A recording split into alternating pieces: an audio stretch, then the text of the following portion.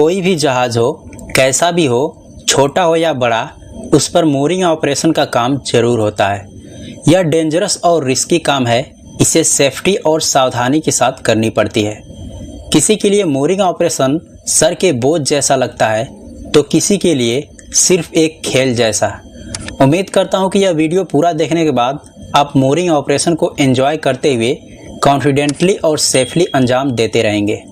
तो अब mooring operation करने से पहले, यानी इस वीडियो से mooring ऑपरेशन का लाइव एक्सपीरियंस लेने से पहले हमें mooring ऑपरेशन के कॉन्सेप्ट और उसके सेफ्टी प्रिकॉशन को पहले समझना होगा। तो कॉन्सेप्ट ये है कि सबसे पहले फॉरवर्ड और आफ्ट स्टेशन लीडर को ब्रिज से ये इन्फॉर्मेशन मिल जाता है कि जहाज पोर्ट साइड अलोंग साइड लगेगा या फिर स्टारबोर्ड साइड अलोंग साइड लगेगा।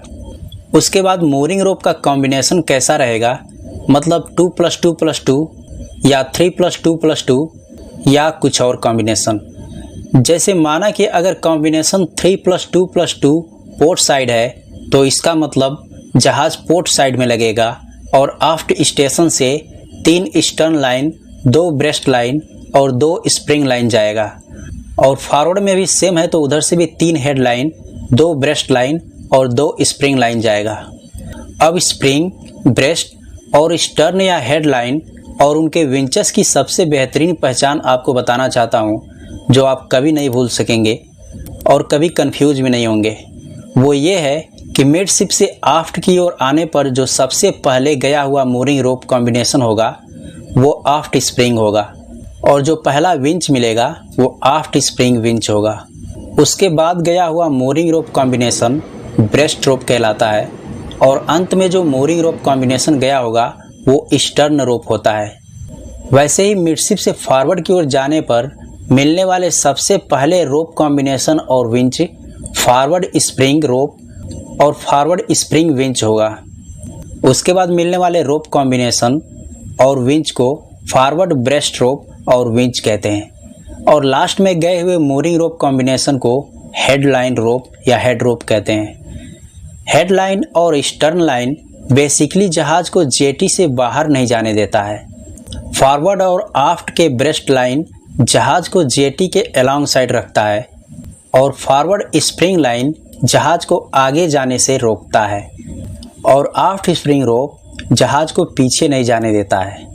अब सेफ्टी प्रिकॉशन की बात करें तो पनामा लीड से mooring रोप को पे आउट करने से पहले ये ज़रूर देख लेना चाहिए कि हमारे रस्सी पास करने का एंगल यानी डायरेक्शन बिल्कुल अलाइन में है या नहीं, क्योंकि गलत लीड से रस्सी पास करने पर वह हमारे विंच के स्प्लिट ड्रम पे ठीक से फिट नहीं हो पाता है, और टाइट करने पर वह ड्रम के डिवाइडर या विंच के किसी स्ट्रक्चर से टच होकर रगड़ खा कर डैमेज हो जाता है और कट भी जाता है। और दूसरी बात कि उस स्प्लिट ड्रम पे हम रस्सी को जितना टर्न वाउंड अप कर भी लेते हैं, तो उसमें से ओवरलेइंग की वजह से रस्सी स्क्वैश्ड हो जाता है, एक के ऊपर एक दब जाता है, या कोई टर्न अंदर धंस जाता है, जो बाद में बड़ा इश्यू बन जाता है। सही पे आउट करने के लिए आपको प्रैक्टिकली बताता हूँ। तो ये है mooring विंच, जिसका एक वार्पिंग ड्रम है और 2 स्टोरेज ड्रम है, और उसके एक एक स्प्लिट ड्रम है। स्प्लिट ड्रम यानी इसे टेंशन ड्रम भी बोलते हैं। और अब इस विंच के सामने देखते हैं कि पनामा लीड कितना है, जिसके थ्रू mooring रोप जेटी को जाके जहाज को बांधे रखेगा। तो आप देख सकते हैं यहाँ 3 पनामा लीड है, जिसमें से 2 mooring विंच के स्प्लिट ड्रम के लिए है और एक वार्पिंग ड्रम और इस बुलार्ड के लिए है।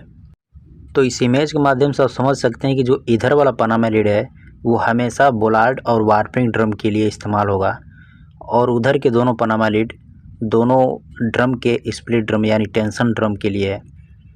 और एक बात और याद रहे कि रोप हमेशा स्प्लिट ड्रम यानी टेंशन ड्रम पे ही टाइट या सिलेक्ट करेंगे, स्टोरेज ड्रम पे नहीं।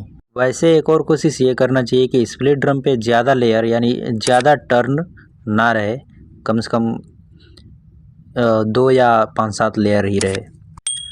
अगर वायर रोप रहे तब तो 5-7 ड्रम चलता है, और फाइबर यानी सॉफ्ट रोप रहे तो कोशिश ये रहे कि कम से कम 1 या 2 लेयर स्प्लिट ड्रम पे रहे यानी टेंशन ड्रम पे। अब आते हैं नेक्स्ट सेफ्टी प्रिकॉशन की तरफ। जो विंच ऑपरेट करता है उसे आंख मूंद कर केवल स्टेशन लीडर के आर्डर और उसके उंगली को ही फॉलो नहीं करना चाहिए, बल्कि उसके इशारों को फॉलो करने के साथ साथ विंच ड्रम और रस्सी को भी देखते रहना चाहिए। कभी कभी लीडर से भी मिस्टेक हो जाता है। मूरिंग रोप, हेविंग लाइन, मैसेंजर या गेट लाइन जो भी इस्तेमाल होना हो उसे चेक कर लें कि वह सही है या डैमेज है। मूरिंग रोप ना तो स्प्लिट ड्रम पे क्रश होना चाहिए और ना ही जेटी के फेंडर से सीप साइड के बीच में। अब आता है विंच का फैमिलियराइजेशन और उसे ऑपरेट करने की जानकारी, जो कि मूरिंग ऑपरेशन में काफ़ी इम्पोर्टेंट है। तो इसके लिए आपको दूसरा वीडियो देखना पड़ेगा, जिसका लिंक इस वीडियो के नीचे डिस्क्रिप्शन बॉक्स में मिल जाएगा। अब मूरिंग ऑपरेशन से पहले सेफ्टी मीटिंग और ब्रीफिंग के बाद जिन रस्सियों को मूरिंग में इस्तेमाल होने को होगा उसे फ्लैग आउट करके उनके आई को पनामा लिफ्ट से निकालकर स्टैंड बाई कर लेंगे। फिर हेविंग लाइन और मैसेंजर लाइन भी रेडी कर लेंगे। अब अगर जहाज को टग बोट की सहायता से जेटी पर ले जाना होगा तो टग बोट को गेंट लाइन देकर उसके मोरिंग रोप को विंच के वार्पिंग ड्रम की सहायता से खींचकर अपने सीप के बोलार्ड बीट में डालकर वॉकी टाकी से ब्रिज में टग में एक फास्ट कार रिपोर्ट कर देंगे। जेटी पे पहुंचने पर नॉर्मली विंड के हिसाब से हम सबसे पहले स्प्रिंग रोप ही देते हैं। जेटी के करीब पहुंच जाने पर अब हेविंग लाइन को जेटी पे फेंकते हैं और हेविंग लाइन का प्रॉपर लेंथ जेटी पे पहुंच जाने के बाद हमारे डेक पे जितना लेंथ बचेगा उसको सिक्योर रखते हुए डेक के रेलिंग पे बांध देते हैं, ताकि जब आगे और भी रस्सियां पास करनी हो तो बार बार हेविंग लाइन ना फेंकना पड़े। उसी हेविंग लाइन के मध्य भाग से मोरिंग रोप बांधकर और एंड छोर को रेलिंग से सिक्योर करके जेटी को दे सकें। अगर हेविंग लाइन छोटा पड़े तो उसके एंड से दूसरा हेविंग लाइन बांधकर उसके लेंथ को बढ़ा सकते हैं और अंत में मोरिंग ऑपरेशन के बाद उस हेविंग लाइन को खींचकर डेक पर सिक्योर कर लेंगे।